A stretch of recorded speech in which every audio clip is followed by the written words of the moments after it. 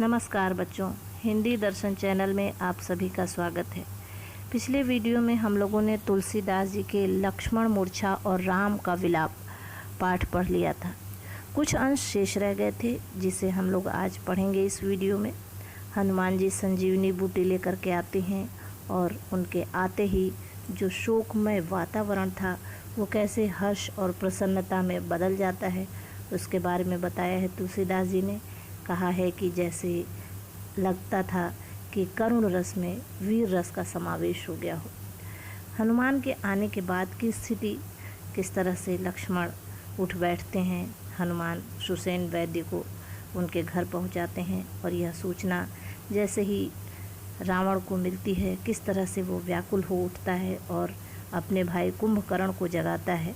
ये सारी बातें आज इस वीडियो में हम लोग पढ़ेंगे। तो चलिए शुरू करते हैं।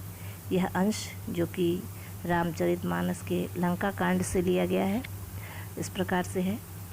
हरसि राम भेटेउ हनुमाना, अति कृतज्ञ प्रभु परम सुजाना।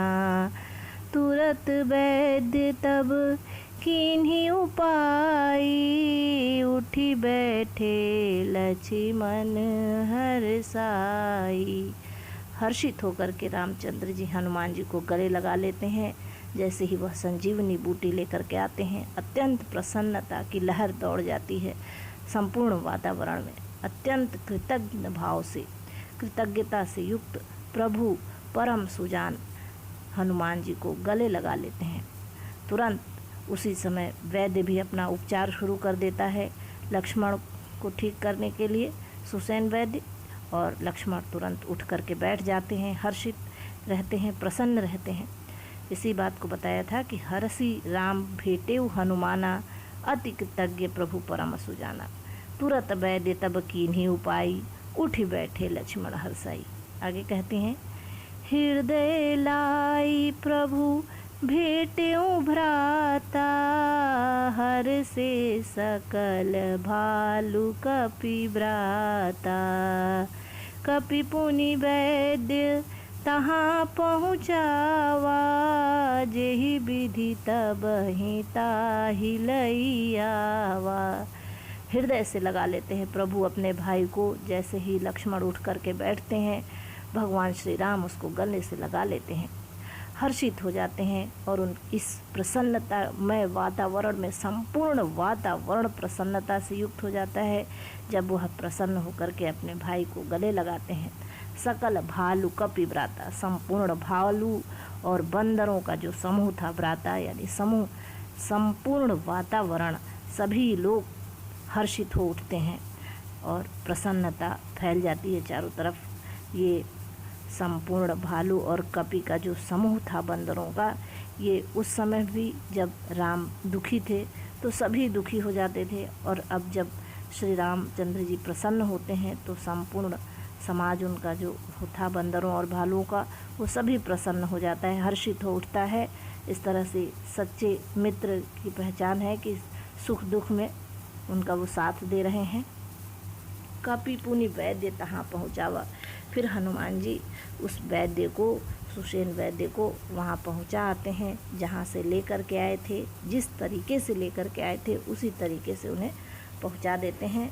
यानी काम होने के बाद भी सम्मान करना चाहिए, ये बता रहे हैं तुलसीदास जी। कहते हैं कि कपि पुनि वैद्य तहाँ पहुँचावा, जेहि विधि तबहि ताहि लइयावा। उस समय जिस तरीके से लेकर के आए थे उसी तरीके से उन्हें वापस करते हैं, उन्हें पहुँचाते हैं। आगे कहते हैं तुलसीदास जी, यह वृतांत दशानन सुनेऊ, अति विषाद पुनि पुनि सिर धुनेऊ। व्याकुल कुंभ करन पहियावा, विविध जतन करी ताहि जगावा। यह वृतांत अब दशानन तक पहुँच गया। जैसे ही दशानन ने सुना ये खबर कि लक्ष्मण जीवित हो उठे हैं, अत्यंत विषाद से युक्त हो गया, बहुत दुखी हुआ, बहुत दुखी हुआ और बार बार अपने सर को पटकने लगा। पुनि पुनि सिर धुनऊ, बार बार अपना सर पटकने लगा, सर धुनने लगा। व्याकुल होकर के। और इसी व्याकुलता में वह दौड़े दौड़े कुंभकर्ण के पास गया। व्याकुल कुंभकर्ण पहियावा, कुंभकर्ण के पास पहुंचा और जाकर के विविध यत्न करके उसको जगाने लगा, क्योंकि कुंभकर्ण के सोने की अवधि थी। 6 महीना सोता था, 6 महीना जगता था कुंभकर्ण, तो अभी उसके सोने का समय चल रहा था। और जाकर के रावण, व्याकुल होकर के रावण अपने भाई कुंभकर्ण को जगाता है। विविध जतन करे, अनेक यत्न करके, अनेक प्रयास करने के बाद वो उसको जगा पाता है किसी तरह से। तो कुंभकर्ण जाग जाता है। जागने के बाद वो कैसा लगता है, तुलसीदास जी बताते हैं कि जागा निशिचर देखिए कैसा, मानहु कालु देह धरि वैसा, कुंभकर्ण बूझा कहूँ भाई, काहे तव मुख रहे सुखाई। निश्चर जगता है जब कुंभकर्ण, तो देखने में कैसा लगता है, कहते हैं तुलसीदास जी कि ऐसा लगता है कि मानो काल देह धर के बैठा हो, काल मृत्यु शरीर धारण करके बैठा हो, ऐसा देखने में कुंभकर्ण लग रहा था। मानो काल देह धरी बैठा, जिस प्रकार से काल मृत्यु शरीर धारण कर चुका हो, ऐसा लग रहा है। मानहु का प्रयोग यहाँ उत्प्रेक्षा अलंकार है। और कुंभकर्ण बूझा कहु भाई, कुंभकर्ण पूछता है, काहे भाई, क्या बात है, क्यों तुम्हारा मुंह सूखा हुआ है, क्या हो गया ऐसा कि तुम्हारा चेहरा सूखा हुआ है, पूछता है अपने भाई से। कुंभकर्ण बूझा कहु भाई, काहे तब मुँह रखा रहे सुखाई, तुम्हारा मुँह सूखा हुआ क्यों है। कहते हैं आगे, कथा कही सब तेहि अभिमानी, जेहि प्रकार सीता हरियानी, तात कपिन्ह सब निशिचर मारे, महा जोधा संहारे।